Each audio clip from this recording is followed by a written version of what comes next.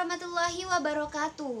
Salam sejahtera untuk kita semua. Halo, saya Putri Adawiyah dengan NIM 2386200670.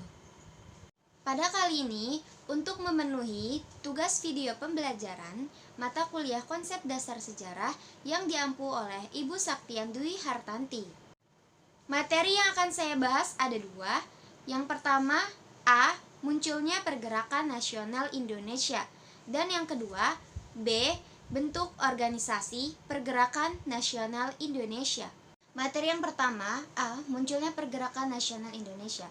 Pergerakan nasional Indonesia dipengaruhi oleh beberapa faktor yang melatar belakangi, antara lain yaitu: yang pertama, pengaruh pendidikan. Pendidikan barat yang diperoleh oleh intelektual pribumi memberikan wawasan tentang konsep-konsep politik modern seperti nasionalisme dan demokrasi. Para intelektual yang terdidik ini kemudian menjadi motor utama dalam membangkitkan kesadaran nasional di kalangan masyarakat Indonesia. Yang kedua, diskriminasi. Kolonial Belanda menerapkan sistem diskriminatif terhadap penduduk pribumi dalam berbagai aspek kehidupan, termasuk ekonomi, pendidikan, dan administrasi.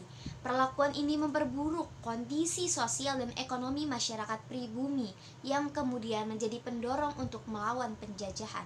Yang terakhir yaitu ketiga, pengaruh paham baru.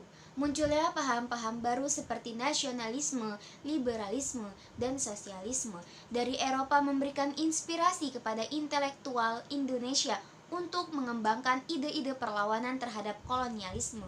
Paham-paham ini membantu membentuk visi tentang kedaulatan dan keadilan bagi bangsa Indonesia. Yang pertama, Budi Utomo. Didirikan pada 20 Mei 1908 di Yogyakarta oleh para intelektual Jawa yang dipimpin oleh Dr. Wahidin Soedirohoesodo. Budi Utomo bertujuan untuk memajukan kehidupan ekonomi, sosial, dan budaya bangsa Indonesia serta memperjuangkan hak-hak politik bagi kaum pribumi. Yang kedua, Sarekat Islam. Didirikan pada 1912 di Surabaya oleh Haji Saman Hudi. Awalnya merupakan serikat buruh yang kemudian berkembang menjadi organisasi politik terbesar di Indonesia pada awal abad ke-20 dengan basis massa yang luas di kalangan masyarakat Jawa. Yang ketiga, Partai Indige. Didirikan pada 1912 oleh Ernest Does Dekker Multatuli dan beberapa tokoh lainnya.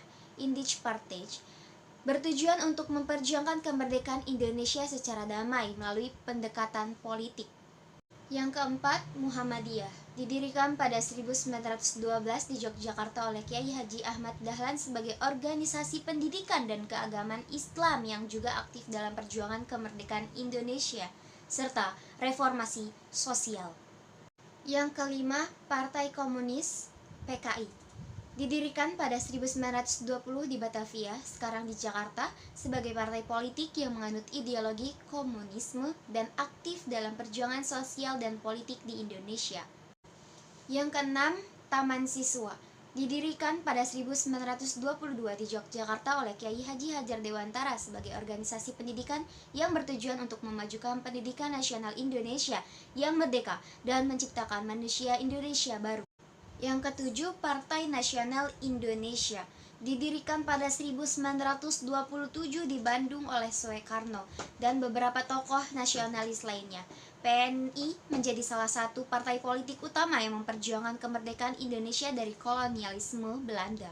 Yang terakhir yaitu kedelapan, Gerakan Wanita. Pelapor Gerakan Wanita adalah R.A. Kartini, putri Bupati Jepara Aryo Sasrodiningrat. Kartini memiliki cita-cita mengangkat derajat wanita melalui pendidikan dan pengajaran. Kesimpulan dari materi saya, pergerakan nasional Indonesia adalah perjuangan rakyat Indonesia melawan penjajahan Belanda yang dimulai pada awal abad ke-20 dan mencapai puncaknya dengan kemerdekaan Indonesia pada 17 Agustus 1945. Periode ini ditandai oleh kebangkitan kesadaran nasional, aksi perlawanan, dan diplomasi untuk mencapai kemerdekaan. Sekian dan terima kasih. Wassalamualaikum warahmatullahi wabarakatuh.